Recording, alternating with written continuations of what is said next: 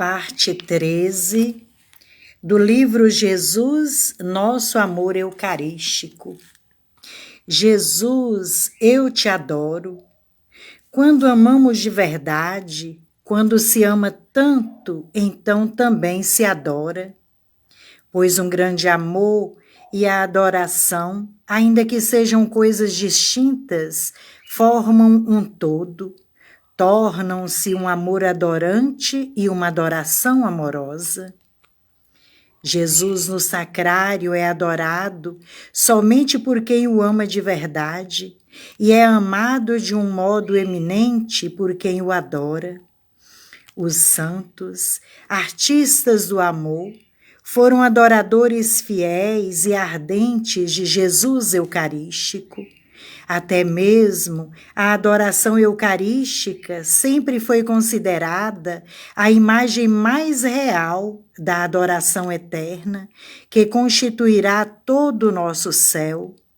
A diferença está somente no véu que ainda nos esconde a visão da realidade divina, da qual, porém, a fé nos dá uma certeza inabalável. Aos pés de Jesus, a adoração eucarística foi a grande paixão dos santos, adoração por horas e horas, às vezes até por dias e noitadas inteiras. Lá, aos pés de Jesus, como Maria de Betânia, Lucas 10, 39, em união amorosa com ele, absortos em sua contemplação, eles consumiam os seus corações em uma oblação pura, como a fragrância de um amor em adoração. Ouçamos São Pedro Julião Eymar, que exclamava cheio de ardor: possa eu servir de escabelo, ó Senhor, ao vosso trono eucarístico. Ouçamos Carlos de Foucault, que escrevia aos pés do sacrário: ó, que doçura das doçuras, meu Deus! Mais de 15 horas sem ter outra coisa para fazer, senão isso. Olhar para vós e dizer-vos: Senhor, eu vos amo, ó, que doçura! Dos grandes doutores da Igreja, como Santo Tomás e São Boaventura, até os sumos pontífices, como São Pio V e São Pio X, e até os sacerdotes, como Santo Cura d'Ars e São Pedro Julião Eymar, e até as humildes criaturas, como Santa Rita, São Pascoal Bailão, Santa Bernadette Soubirous, São Geraldo, São Domingos Sávio, Santa Gema Galgani. Afinal, todos os santos foram apaixonados adoradores da Eucaristia. Eles que amavam de verdade, não contavam as horas de adoração e de amor que passavam de dia e de noite aos pés de Jesus no sacrário. Pensemos em São Francisco de Assis, que passava tanto tempo, muitas vezes até noite inteiras, aos pés do altar, e lá ficava com tal devoção e humildade que comovia a quem parasse para observá-lo. Pensemos em São Bento Labre, chamado o pobre das 40 horas, que passava os seus dias nas igrejas em que o Santíssimo ficava solenemente exposto. Durante anos e anos, este santo foi visto em Roma, peregrinando de uma igreja para outra, sempre que nelas se celebrassem as 40 horas, e lá ficava, diante de Jesus, sempre de joelhos, absorto em oração e adoração, imóvel por 8 horas em seguida, apesar de os seus amigos, os insetos, lhe torturarem o corpo todo.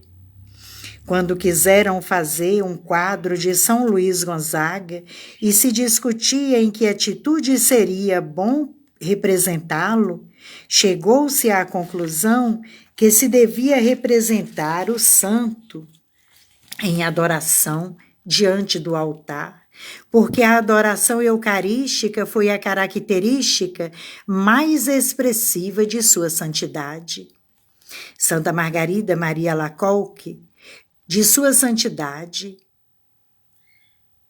Santa Margarida Maria Lacoque, a predileta do Sagrado Coração, em uma quinta-feira santa, chegou a ficar 14 horas em seguida prostrada em adoração.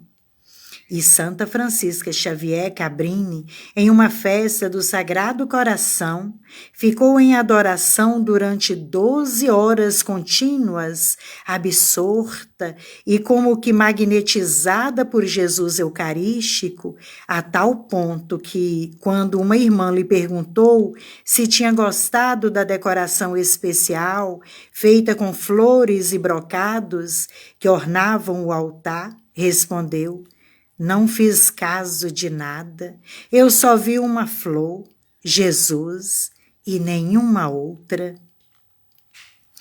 São Francisco de Sales também, depois de uma visita à Catedral de Milão, teve que ouvir que lhe diziam: "Viu Vossa Excelência que profusão de mármores, que grandiosidade de linhas?" E o santo respondeu: "Que quereis que eu vos diga? A presença de Jesus no sacrário absorveu de tal modo o meu espírito que desapareceu diante de meus olhos toda a beleza da arte." Que lição é esta resposta para nós, que com grande leviandade saímos para visitar igrejas célebres como se elas fossem salões de um museu?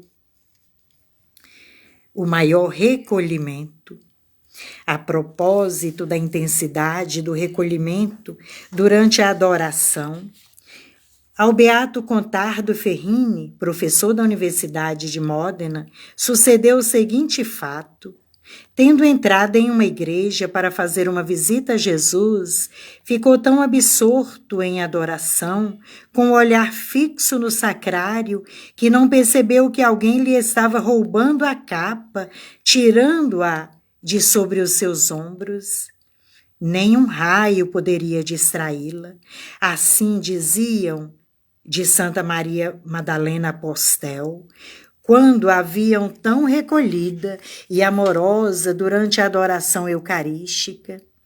A Santa Catarina de Sena, ao contrário, aconteceu certa vez, durante a adoração, que levantou o olhar para uma pessoa que estava passando a seu lado, e por aquela distração de um instante, a santa ficou depois tão aflita que chorou por muito tempo, queixando-se assim de si mesma: "Eu sou uma pecadora, eu sou uma pecadora."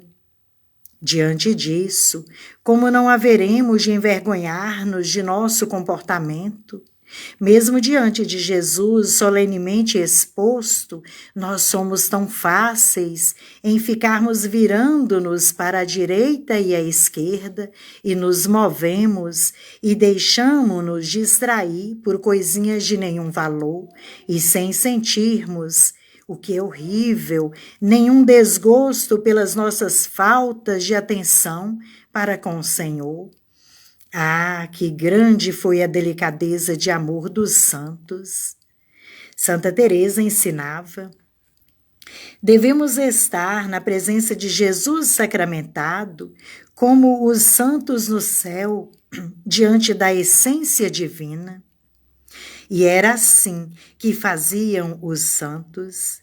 O cura d'Ars adorava Jesus Eucarístico com tal fervor e recolhimento que induzia o povo a convencer-se de que o santo estivesse vendo com seus próprios olhos a Jesus em pessoa. O mesmo se dizia de São Vicente de Paulo. Ele vê Jesus lá dentro. Isso acontecia também a São Pedro Julião Eymard, o apóstolo incomparável da adoração eucarística, do qual foi devoto imitador São Pio de Pietrelcina, que quis se inscrever entre os sacerdotes adoradores e conservou durante 40 anos a pequena imagem de São Pedro Julião Eymard na sua secretaria. Até depois da morte.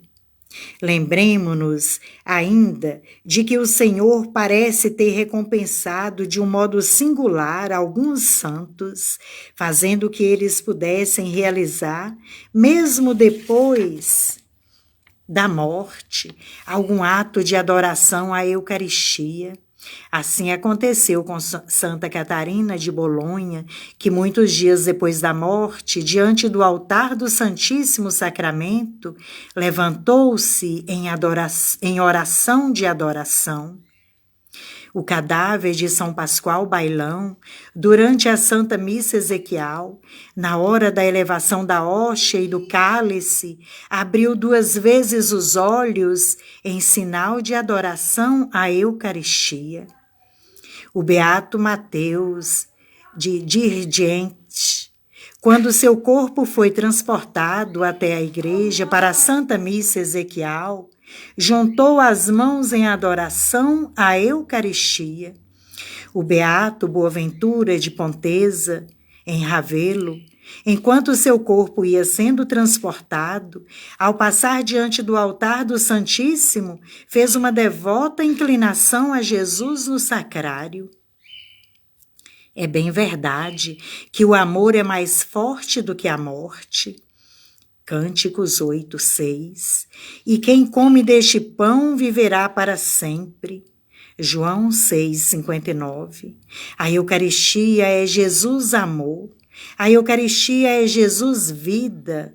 A adoração eucarística é amor celeste que nos vivifica e nos faz ser um com Jesus vítima que incessantemente intercede por nós. Hebreus 7:25. Lembremo-nos de que quem adora se faz um com Jesus hóstia, que intercede junto ao Pai pela salvação dos irmãos. Esta é a suprema caridade para com todos os homens, obter para eles o reino dos céus. E só no céu é que iremos ver quantas almas foram arrebatadas das garras do inferno pela adoração eucarística reparadora dos santos, nossos conhecidos e desconhecidos.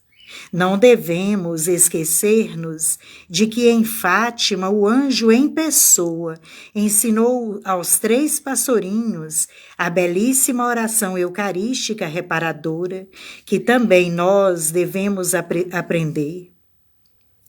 Santíssima Trindade, Pai, Filho e Espírito Santo, eu vos adoro profundamente e vos ofereço o preciosíssimo corpo, sangue, alma e divindade de nosso Senhor Jesus Cristo, presente em todos os sacrários do mundo, em reparação pelos pecados com os quais ele próprio é ofendido, pelos méritos infinitos do Sagrado Coração e do Coração Imaculado de Maria, eu vos peço a conversão dos pecadores.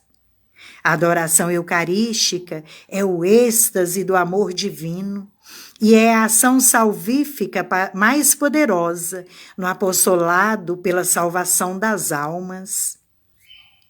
Por isso, São Maximiliano Maria Kolbe, o grande apóstolo mariano, em cada uma de suas fundações, antes mesmo que fossem feitas as celas para os frades, queria que se construísse a capela para introduzir logo nela o costume da adoração perpétua ao Santíssimo Sacramento em exposição.